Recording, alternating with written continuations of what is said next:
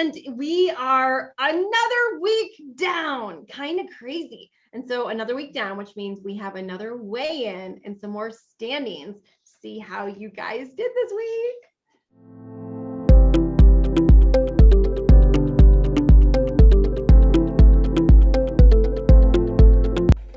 Good morning, Miss Carmen.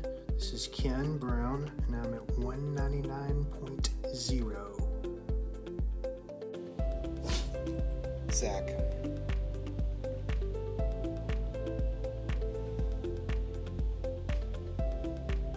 £219. 141.8. Heather C. 222.4. Heather Ann, 247.6. Jessica Goliho, 202.2. Jerry Merritt, 227. Myrna Lopez, 177.2. Catherine. 145.4. Pam Shumway, 153.9. Afia Perkins, 203.2.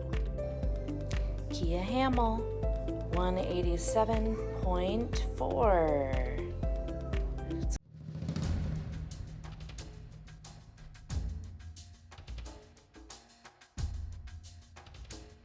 So our standings for the week. After 4 weeks in 13th place, down a total of 4.8 pounds, 3.19%. Catherine, in 12th place, down a total of 5.2 pounds, 3.54%. Corey. Wow. In 11th place, down a total of 7.2 pounds, 4.47%. Pam. In 10th place, down a total of 10.6 pounds, 4.54%. Heather C. Yay, Heather. In 9th place, down a total of 10.9 pounds, 5.11%. Adesua. In 8th place, down a total of 11 pounds, 5.84%. Myrna. In 7th place, down a total of 12 pounds, 6.01%. Kia. Woo. Kia's making her way up, man. Kia's like, y'all keep snacking. Y'all keep messing up. She's like, here I come. I know all y'all are nice and you love one another, but don't think that your fellow competitors, when you come in the group and you're like, I hate my feelings, somewhere inside of them, they're not going, yes. I mean, maybe just the person right behind you. In 6th place, down a total of 9.6 pounds, 6.34%. April. In 5th place, down a total of 18 pounds, 6.77%. Heather N. Heather N, listen to these numbers. You are down 6.77%. Listen to the person ahead of you. In 4th place, down a total of 14.8 pounds, 6.78%. Afia. 0.01. Coming for you.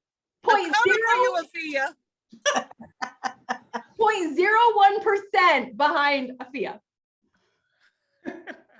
I was like, that is like micro percentage. In 3rd place, down 21.1 pounds, 8.82%. Zach. Another big week for you, Zach, down 4.6 pounds last week. Awesome job. In 2nd place, down a total of 23.8 pounds, 9.48%. Jerry. And in 1st place, hitting Wonderland last week, down to 199 pounds. He lost 5.6 pounds last week. He was our biggest loser last week. Total of 27 pounds in the past 4 weeks, 11.86%. 1st place, Mr. Ken Brown. Wow. Woo! All right. Yeah. Awesome. Wonderland, 27 pounds in 4 weeks. Wow. In total, in the last 4 weeks, as a group, you have lost 176 pounds. So awesome job, awesome job, awesome job. So this week, we're going to be going through an exercise. And what I can tell you is you're going to get out of this what you put into it. Last week, you were given a homework assignment to make a list, either write it or type it out and bring it to our meeting with you of things that people have said, or things that you have said, or even things that you've perceived from looks or laughs. I can remember as a little girl struggling with my weight, walking in a room and I'd hear people laugh and I would think they were making fun of my weight. I never knew they were, but I assumed it.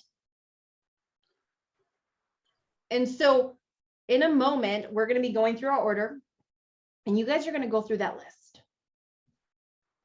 Because we already talked about this a couple weeks ago, but what other people say about you. Unfortunately, we live in a world where we care way too much about what other people think about us. And we don't care enough about what we think about us.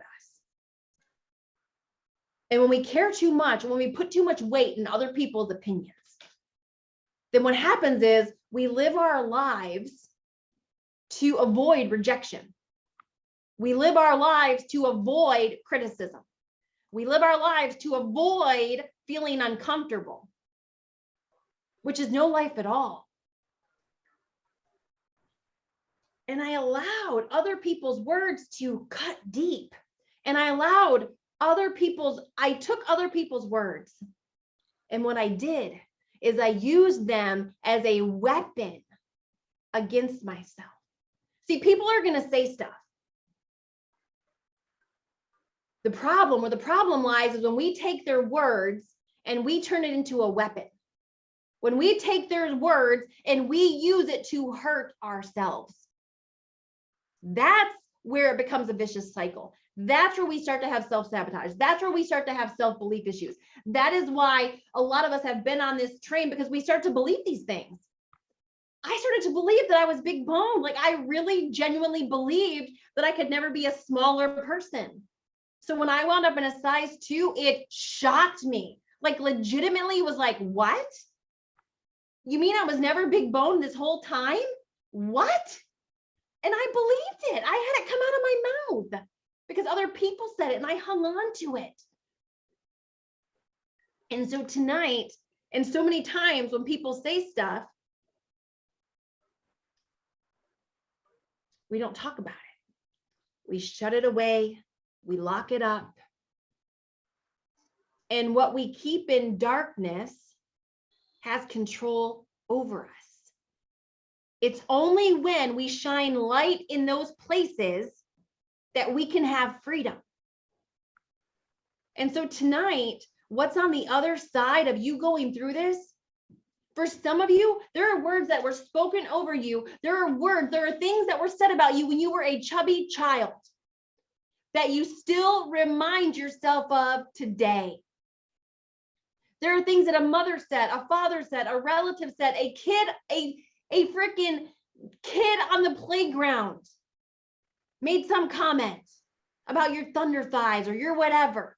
And some of you still hear those words in your brain. This is about you being real with whatever's on your list, and whether that's 4 things or whether it's 40 things. When you're coming up and you're going to be spotlighted, it's your time to go through the list. And for you to, if tears come, let them come. Don't try to hold them back. Just if they don't come, that's okay too. There's no right or wrong way to do this. It's your way to do this.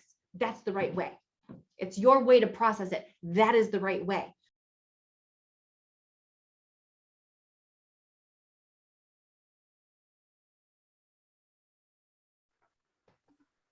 Great one for me to do first, huh? You're going to do amazing. That's what you're going to do. Get it out. All right, Myrna, it's on you, girlfriend. You got this. On more than one occasion, I've been asked, are you pregnant? And coming from years of infertility, that one hurt. And for the most part, I was overweight, but I was proportionate. But as I hit the over 180 mark, my stomach started to show more in my stomach. So that one hurt. I had an ex-boyfriend who said I had thunder thighs, and thinking about it, that was like a name he gave me, but he was with me, so it wasn't. I don't think it was in a bad way, but I'm like thinking about it now, reflecting on it, that's not a sweet thing to say, thunder thighs. I remember a moment when I was young and I went to El Salvador, and this lady said, "Estás bien chula, mija." And I'm all thinking like they're saying like, "Oh, I'm cute." And I was there smiling. Later, I found out chula means somebody who's fluffy. So that was like, oh, wow. People haven't been mean to me. They haven't said bad things, but I've been mean to myself. The mind chatter, what I've thought about myself.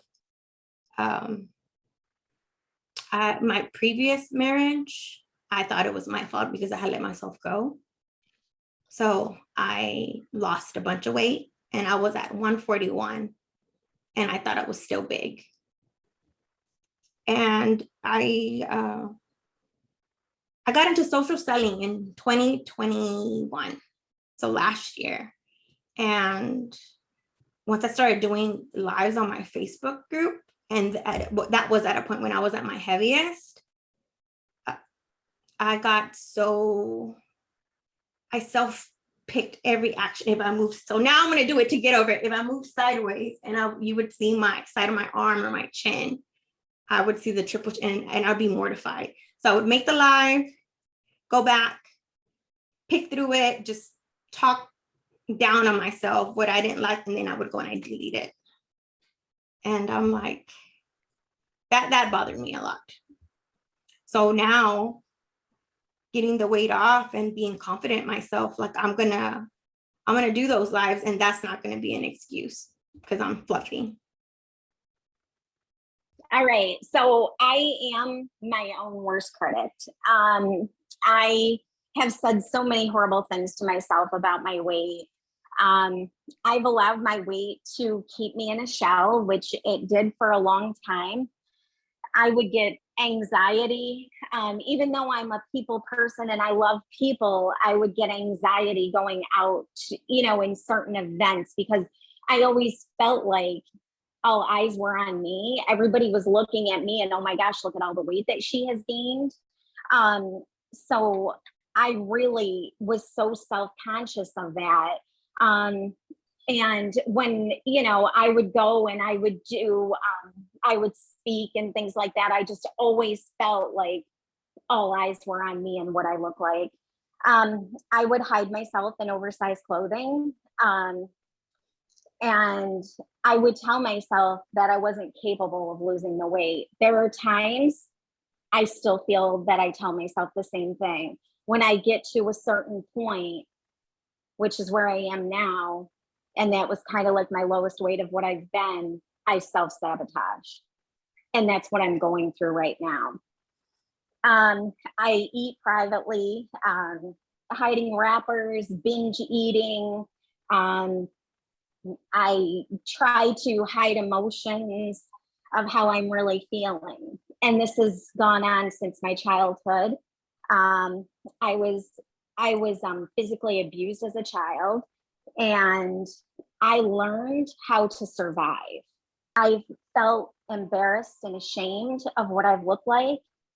I have felt that others feel the same way about me, or if they don't, they should. And I've allowed others to just treat me badly over the years. And it even was within my business where I've allowed others to step on me and everything else. And at this point, I know I need to get beyond all of that. And that's why I'm in this group. When I retired from my job, my father said, please don't get fat.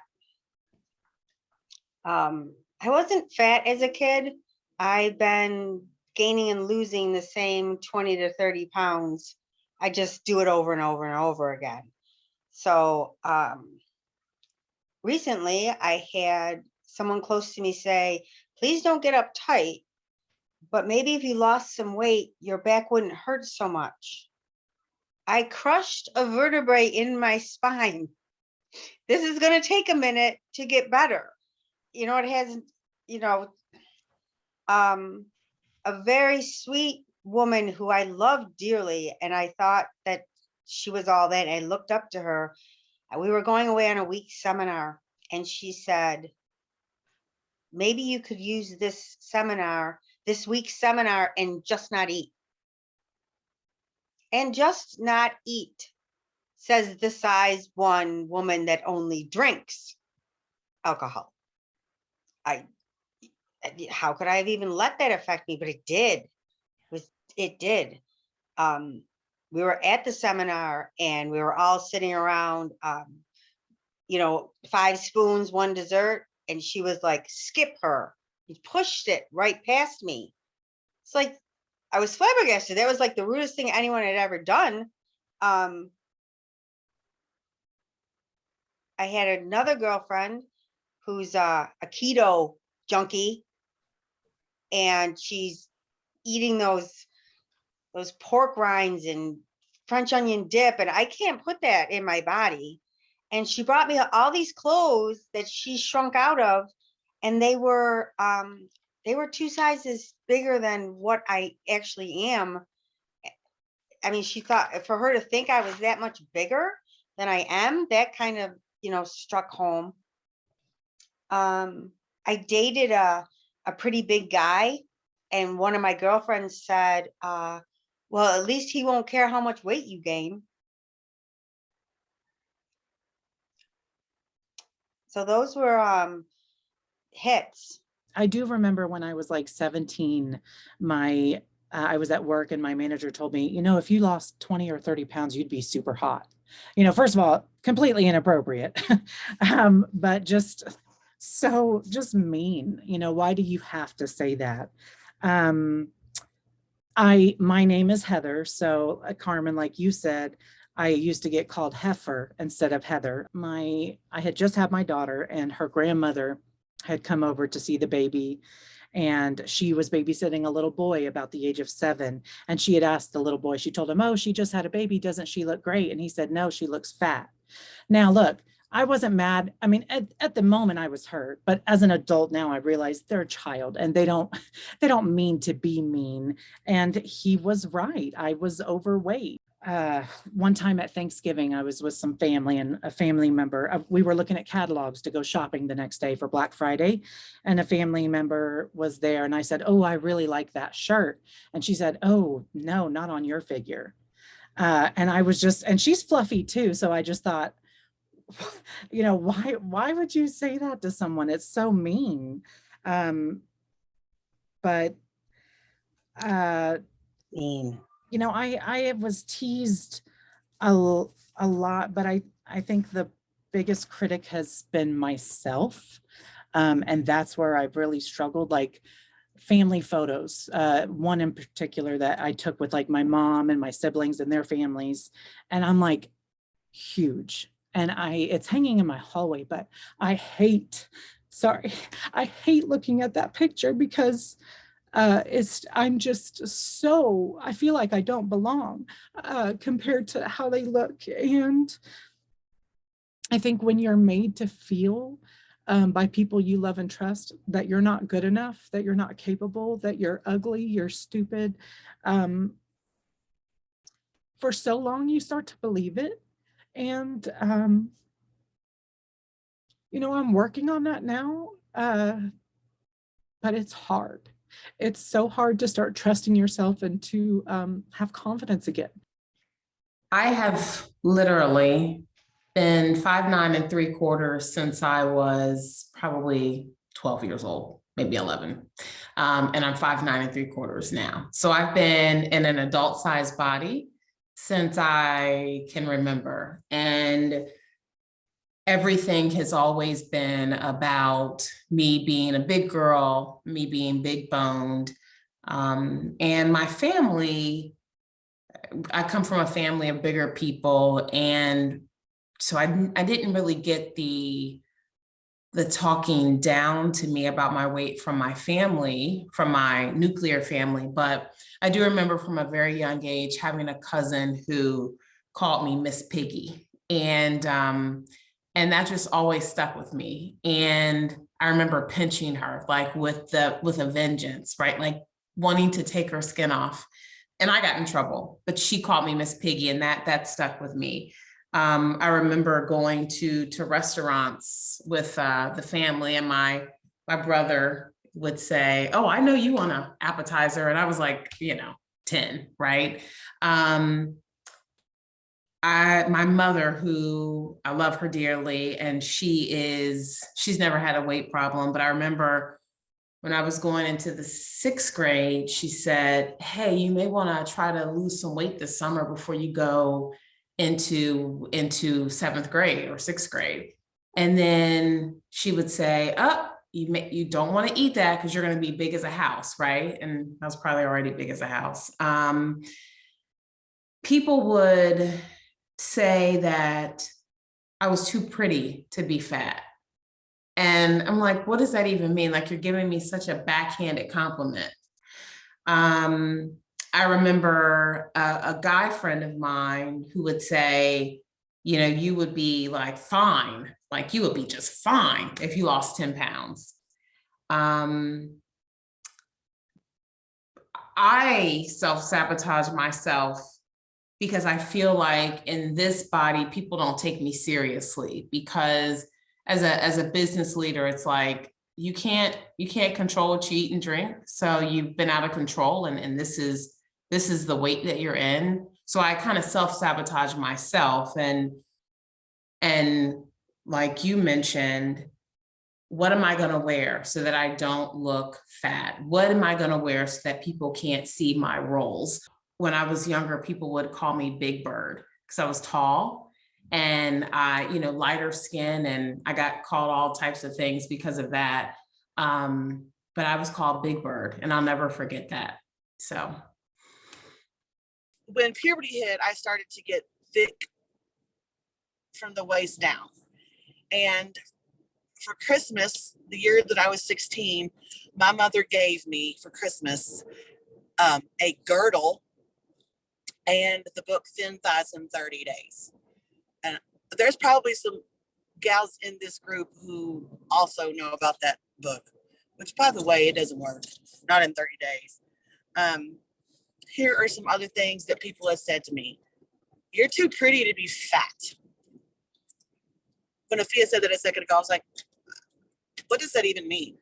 Because my response to my dad when he told me that was, Dad, don't say that to me, because I know the words that came out of your mouth, but what I hear is, now that you're fat, you're not pretty anymore. I've been called Thunder Thighs for at least 4 decades. I have cankles. Fat bitch. Here are things I've said to myself. I'll never lose weight, so I might as well eat it. I'm fat because I don't have any self-discipline.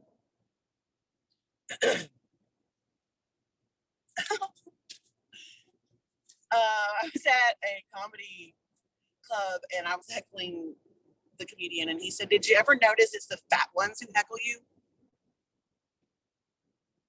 Someone said, such a pretty face, shame she's fat. I've said, when I had a cute body, the clothes were ugly, but now that the clothes are cute, my body is ugly and they don't look good on me. That fashion was not made for fat girls. I don't know why they make it in that size.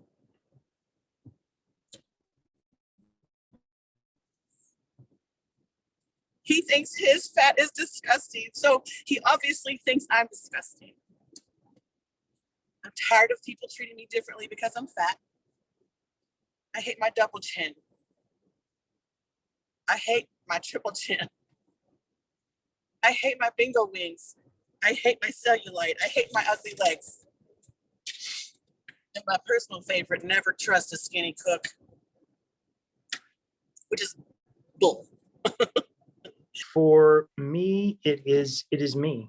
It has been me. So my first thing that I would tell myself is it's a family thing. Why am I fighting DNA? And this was a saying that I picked up from my uncle, who is a known pastor. Just do my best and let the Lord do the rest. That's it. That's an excuse. I get it.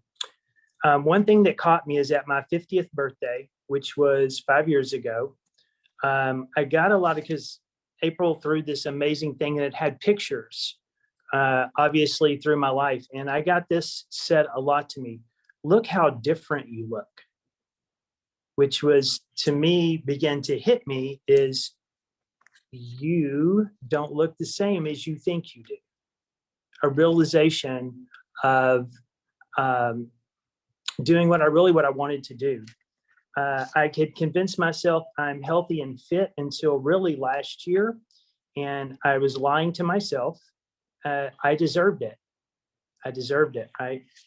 It wasn't until April and I had our 2022 vision meeting. And this was my huge revelation, Carmen. It hit me that health is a large part of personal development. And I was missing a section that I was teaching on. And I'm not gonna be a hypocrite. I need to be the person that I am and that I say that I am. And I had taken health. That was something else. I had not been through those because I was fit through most of my adult life. I worked out every single day. I had a gym at my disposal. And then after getting older in age and children, when it came on, I just made excuses because that time I was already, eating in expensive restaurants every day and doing the things that I wanted to do and had incorporated it and lied to myself that I was healthy and fit. This is gonna be hard. When before Ken and I got married, his mom told him that he probably shouldn't marry me because I would be like my mom, who was obese. And so I equated my parents' divorce was from her being overweight, and that Ken would leave me if I gained weight, and I would not be attractive for him. So I have done the yo-yo thing like all my life. A lot of fasting and sometimes saying it's spiritual to make sure that I was not like that. I was told by my niece, she was younger, preteen, and just told me that I had really fat thighs and calves. I was called Rosanna Dana by my brothers, and it was for my hair. But when I saw what she looked like, because I was so young, I thought it was very unattractive.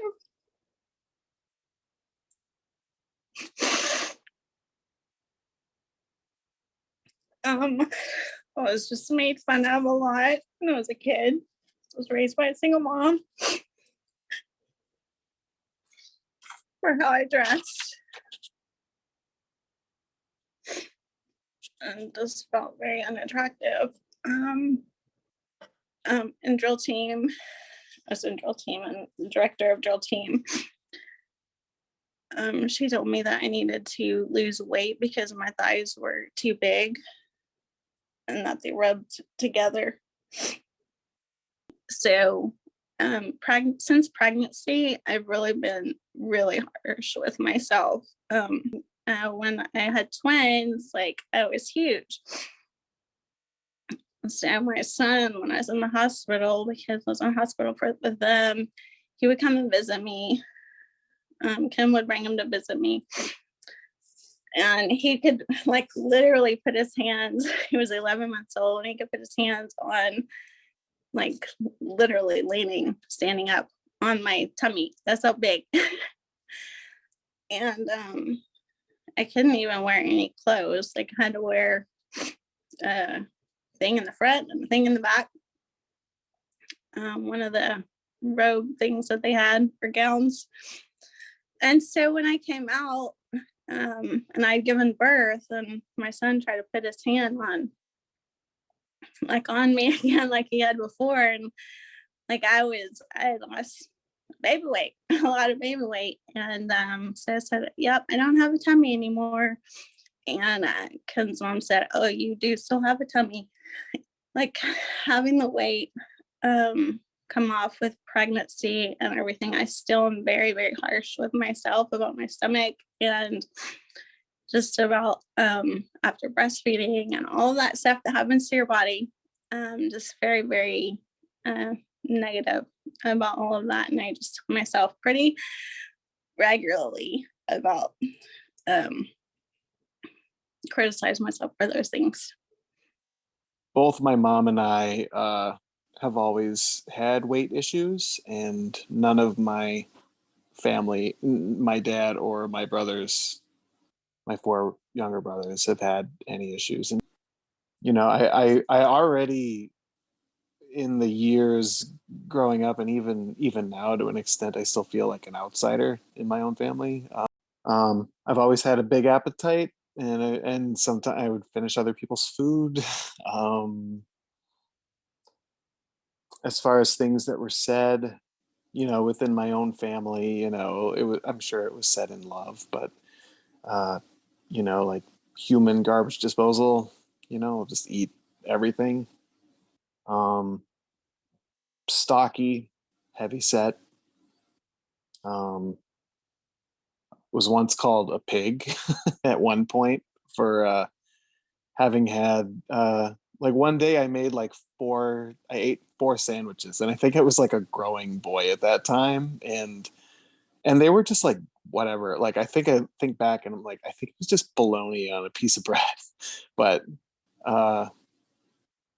think about that. And then other people, even like close friends, like I had a close friend in my 20s who said, you're a good looking guy, but you'd be more attractive if you lost some weight. Making jokes, and some of them are of the self-deprecating variety, like someone says, if I say, "Oh, you've lost some weight, I've found it." I've had people say, I had a boss once say, "You ain't skinny." I had an 8-year-old kid tell me, "You're kind of chubby, aren't you?" Which at the time, was like, whatever, he's 8 years old.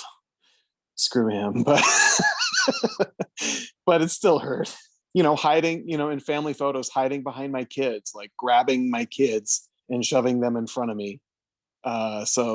And wearing the darkest clothing. I used to wear clothing with a lot of print t-shirts and things, and now it's all dark and just like single color. And I mean, I kind of like that anyway. It's fewer choices in the morning, but like I don't know, it's like I want to be able to wear what I want to wear because I like that thing, and not because I'm going to feel like I look fat in it, or that someone's going to think of me that way. I always felt like the biggest person in any group of friends I was in Los Angeles when we lived there. And yeah, that's all I got. That's enough. I was abused growing up sexually and other ways. And the one abuser watching me grow up would always tell me if I lost 10 more pounds, I would be a perfect 10. My mom, she never weighed more than 92 pounds and could eat whatever she wanted. She would tell me that if I ever got fat, no one would love me. And then I had started gaining weight. I think it was a response to protect myself, because I thought maybe if I was heavier, I could protect myself or I would be undesirable. And she noticed my weight gain and would yell at me, "This is so much worse than she thought." When I was a singer, we had to get these matching outfits. So we had a seamstress that we all used. And my mom would yell at me to tell me to let my stomach out so she could measure me properly. But I wasn't holding my stomach in. A girlfriend of mine was a photographer, and I helped her with some modeling stuff. And then these fat guys in our inner circle, when they saw my pictures, they called it the pigskin preview. As I started gaining more weight, I got called elephant legs. It's a shame, you have such a beautiful face. I was called piggy. I hated myself so much.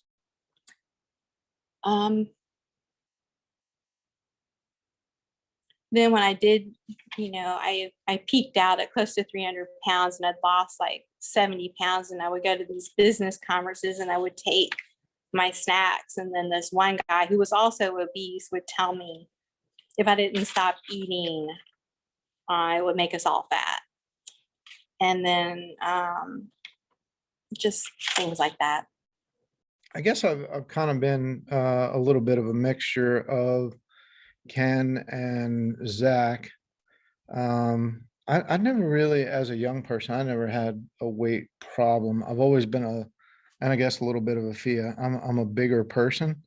I was probably at my height 6'2", 200 to 215 pounds. I just always very athletic, played a lot of sports, did a lot of cool things, got to do a lot of cool things. And the big guy, I used to get the big guy all the time. Hey, what's up, big guy?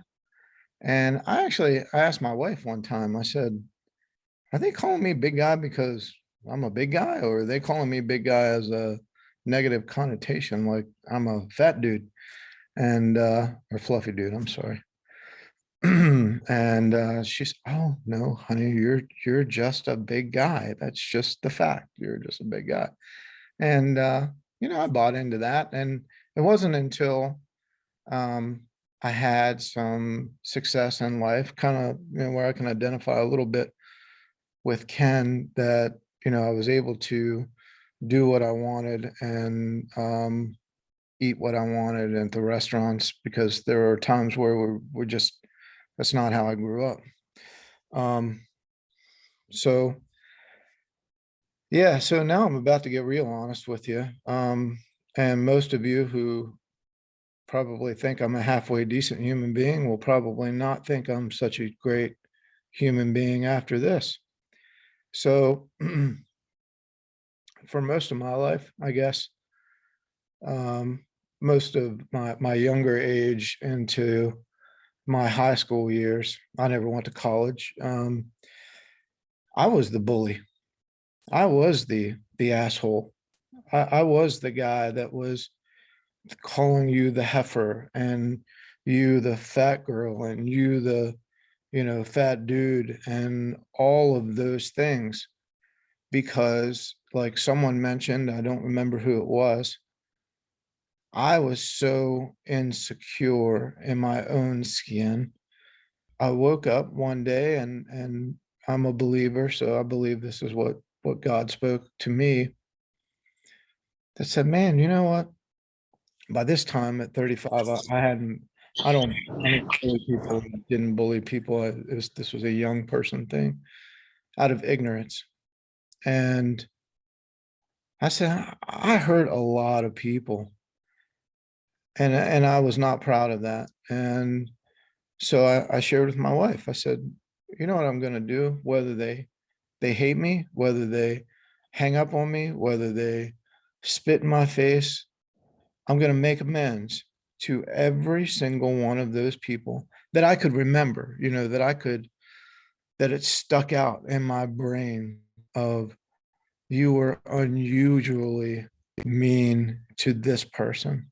And I picked up the phone and I reached out on Facebook, or I met them in person, and I begged them for forgiveness.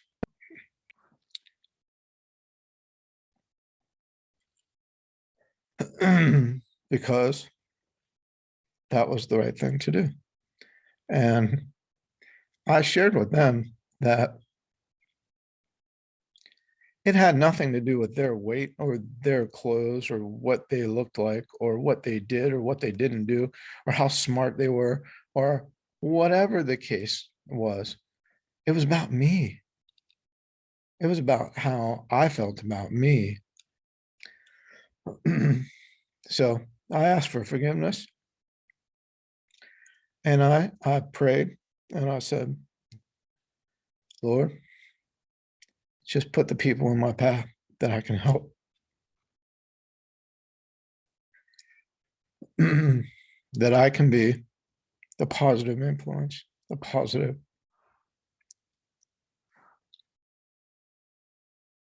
role model.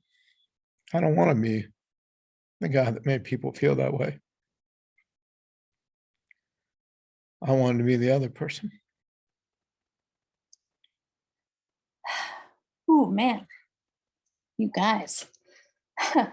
I feel like you're the most incredible human beings I've ever met. It's hard to know where to start, right? So I'll just start simple, easy. I've been asked several times as an adult, when are you due? And I feel like I usually like made some lame joke about like, oh, I just like carry my weight in my uterus, ha ha ha, trying to make them feel better because I didn't want them to feel bad for this jerky thing they had said to me. That should just be a universal thing. Don't ask a woman when she's due unless you know that she's pregnant. Come on, people should know this by now. Feel like as an adult, things have just gotten harder, and I felt embarrassed as an adult, especially in these last couple of years that have been so challenging. Like looking in the mirror and being like, oh my gosh, what happened? Or the pictures thing, yes, for me is a big deal too. Like looking at a family picture where I thought, oh, this was a great picture, I'm gonna love it. But then seeing the picture, like some of you have said, and just being like, oh no, what is that? Or at Christmas time, I thought I was looking so cute. But then I saw the pictures from it of me sitting on the couch and I was like, oh no, I'm huge. What happened? There's sort of this theme running through the family talk about different people, like phrases like about other people in the family, like, ooh, she's really let herself go, or boy, she's really, really gotten big, or have you seen this person? Oh, she's as big as a house. Or, they would talk about, oh, he's really gained a lot of weight, and expressing concern about that person. And I feel like I've always been my biggest critic, super hard on myself. So I internalized all of those things.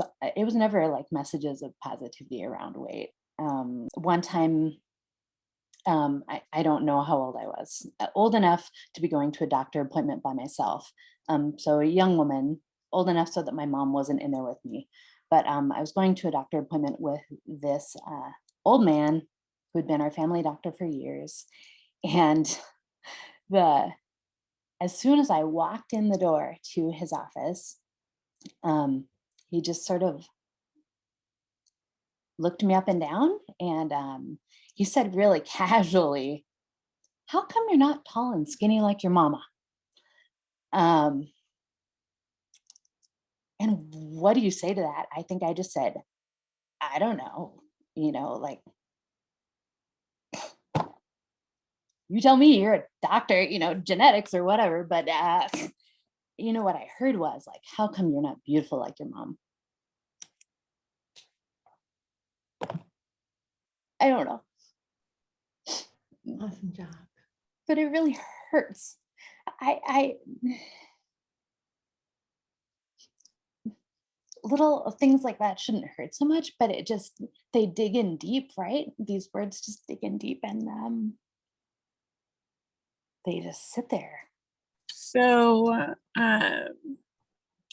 as I previously stated, I didn't really struggle with weight in my youth. So I was never really teased for that. If anything, I was teased for being too skinny, right? Like, which was fine. I also had like and I think it was a great nickname in high school. I was called Black Barbie because I dressed nice and I looked nice. I looked like a Barbie doll, and I thought that was just great.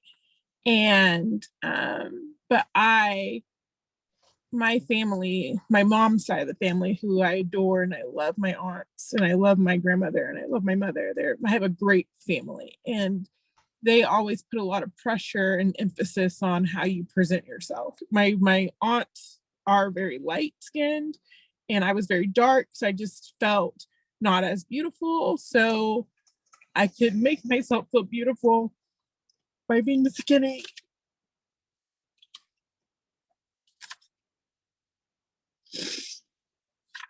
And so, God, I was so small, and I was on dance team, and we would wear like these like little one pieces, and I was so small. But I would suck my stomach in because I read, or Oprah said that I think maybe it was Oprah. And when you suck your stomach in, it's as if you're doing crunches, right? So I literally, at 13, taught myself to always walk with my stomach sucked in. And I remember too, like in high school, right? Like there was a girl who wasn't as pretty. She was not the most beautiful teenager.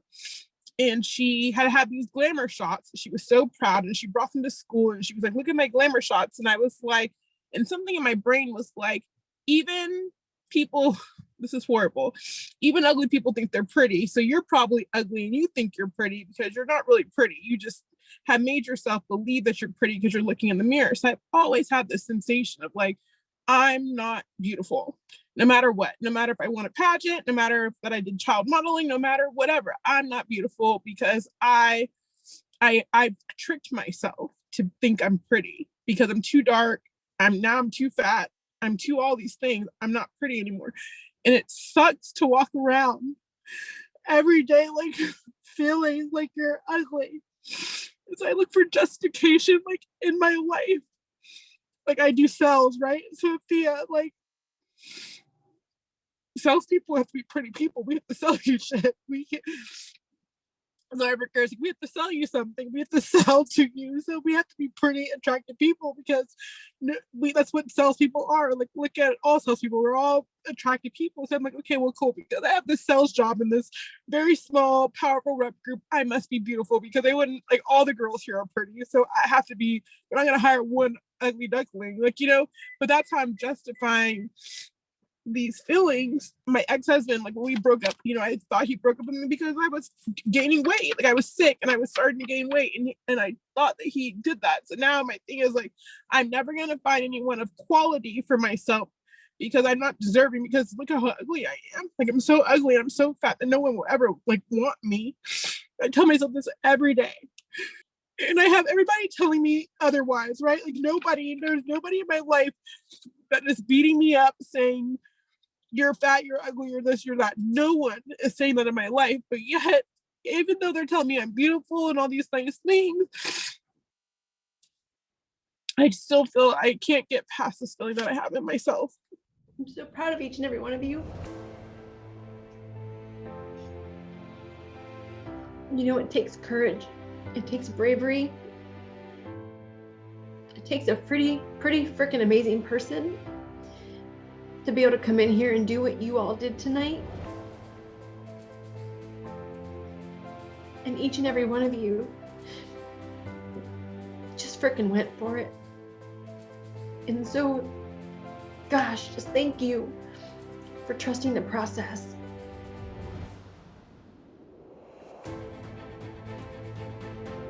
We are never, unless we all create our own island and we move there, we are never going to escape other people's opinions. But there is a tool that we can carry with us, a tool that I have in my toolbox that has helped me not stay in these situations. Because see, people When I envision people speaking, I imagine out of their mouth there's seeds.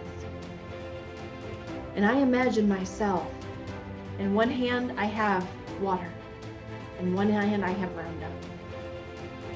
And I get to choose which seeds I water and which seeds I round up. I get to choose which seeds and words and thoughts and accusations and beliefs that I agree with, that I receive, and the ones I don't. In our household, we have a saying, it's called ERTS. I'm kind of bold. ERTS stands for, I reject that shit. Or, if you're not as bold, I do not receive that. Because people are always gonna have opinions, including you. So we are in control. We cannot control other people. We can't control what they say, but we can control what we receive and what we don't. And can I tell you, there is power. Now, hear me.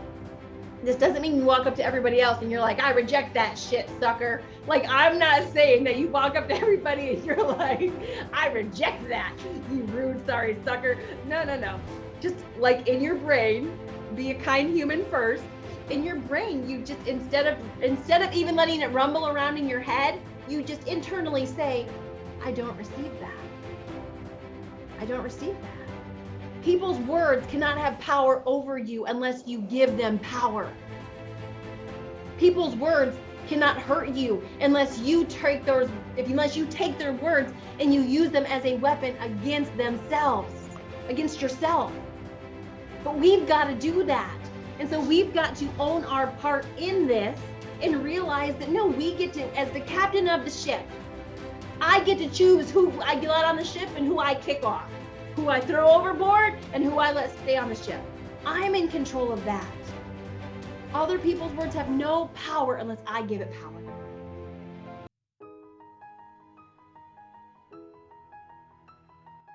On behalf of any man, any woman, past boyfriends, kids in school, yourself, for judging you based on how you look versus the person you are on the inside, for criticizing you, for picking you apart, for focusing on your flaws, for any way that not only you or anybody else has made you feel less than because of your physical form. Please forgive me. I forgive you.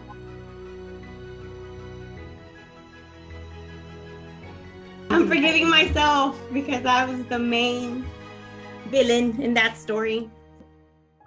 Forgive you. Forgive you. Thank you. I forgive you completely, wholly. I can let it all go because I am becoming who I am. And it feels fabulous. Release you and the power that all of those people had over me. I forgive them.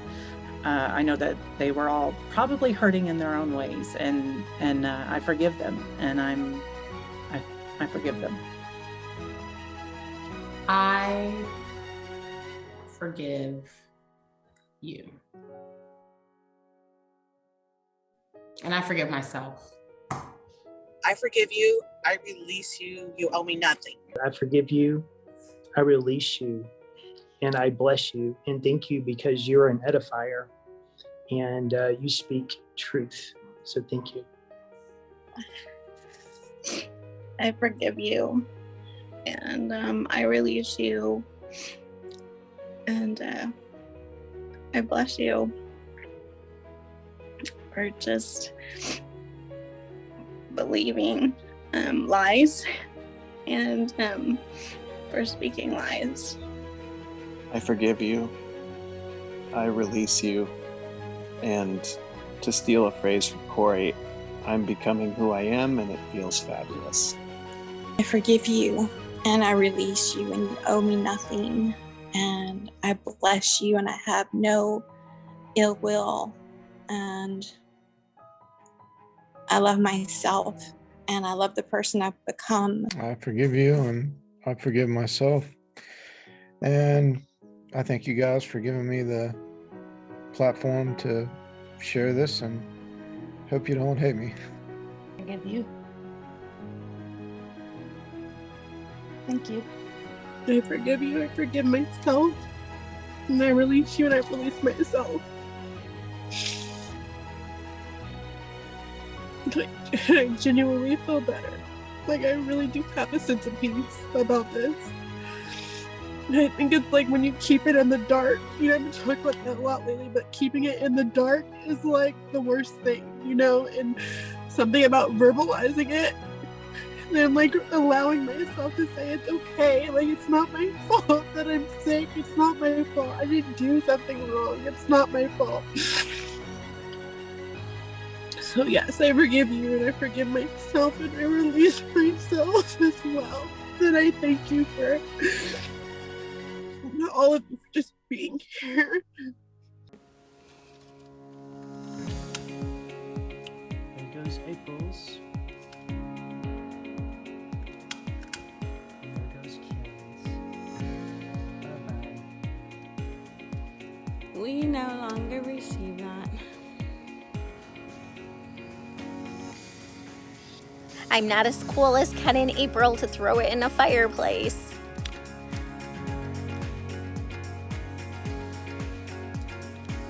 So there goes all of the things that hurt me so badly that no longer serve me.